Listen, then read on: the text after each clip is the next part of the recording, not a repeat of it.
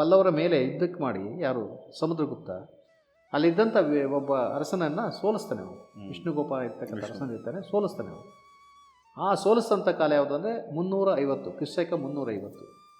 ಆ 350ರಲ್ಲಿ ಕದಂಬರು ಬೇರೆ ಆಗ್ತಾರೆ, ಸ್ವಾತಂತ್ರ್ಯ ಘೋಷಣೆ ಮಾಡ್ಕೊಳ್ತಾರೆ. ಗಂಗರು ಸ್ವಾತಂತ್ರ್ಯ ಘೋಷಣೆ ಮಾಡ್ಕೊಳ್ತಾರೆ. ಕದಂಬರು ಭಾಳ ಬೇಗ ಕನ್ನಡವನ್ನು ಅಡಾಪ್ಟ್ ಮಾಡಿಕೊಂಡು, ಕಲ್ಲನ್ನು ಅಡಾಪ್ಟ್ ಮಾಡಿಕೊಂಡು, ಶಿಲೆಯನ್ನು ಅಡಾಪ್ಟ್ ಮಾಡಿಕೊಂಡು ಬರವಣಿಗೆಗೆ.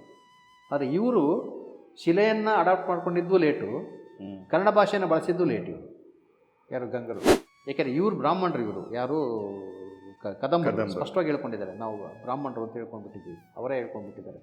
ಶರ್ಮ ಅನ್ನೋದನ್ನು ಮಯೂರ ಹೇಳ್ಕೊಳ್ತಾನೆ, ಶರ್ಮ ಅಂತ ಇಟ್ಕೊಂಡಿದ್ದೆ, ಮುಂದೆ ಕ್ಷಾತ್ರವನ್ನು ಕೈ ಹಿಡಿದ ಮೇಲೆ ವರ್ಮ ಅಂತ ಅವ್ರ ಕಥೆಗಳು ಹೇಳ್ತವೆ. ಅವರ ಒಂದು ಇದರಲ್ಲೇ ದಾಖಲೆ ಆಗಿದೆ ಅದೆಲ್ಲ. ನಾವು ಉತ್ತರದಿಂದ ಬಂದ್ವಿ ಅನ್ನೋ ಕಥೆನ ಹೇಳೋದಿಲ್ಲ. ಒಂದೇನು ಹೇಳುತ್ತೆ, ಜಾಹ್ನವೇಯ ಕುಲಾಮಲವ್ಯೋಮ ಅಂತ ಹೇಳ್ಕೊಳ್ತೇವೆ. ಅಂದರೆ ಜಾಹ್ನವೇಯ ಕುಲ ಅಂದರೆ ಗಂಗಾ ಕುಲಕ್ಕೆ ಸೇರಿದಂಥವ್ರು ಅಂತ ಹೇಳ್ಕೊಳ್ತಾರೆ ಅವರು. ಜಾಹ್ನವೇಯಿ ಅಂದರೆ ಜಾಹ್ನವಿ ಅಂದರೆ ಗಂಗಾ ಮಾತೆ. ಗಂಗರೊಬ್ಬರೇ ಸಿಗೋದಿಲ್ಲ ಒರಿಸ್ಸಾದಲ್ಲಿ, ಕದಂಬರು ಸಿಗ್ತಾ ಇದ್ದಾರೆ. ಕದಂಬರು ಕೂಡ ಭೀಮಕೇಡಿ ಅಂತ ಬರ್ತಾ ಇದ್ದಾನೆ, ಉದಯ ಕೇಡಿ ಅಂತ ಬರ್ತಾ ಇದ್ದಾರೆ ಹೆಸರುಗಳು. ಅವ್ರ ಹೆಸರುಗಳು ನೋಡಿ, ಕೇಡಿ ಅಂತ. ಕೇಡಿ ಅಂದರೆ ಮೋಸ್ಟ್ಲಿ ಕ್ಷತ್ರಿ ಅಂತ ಅಷ್ಟೇ, ಕ್ಷೇತ್ರ ಅಂತ.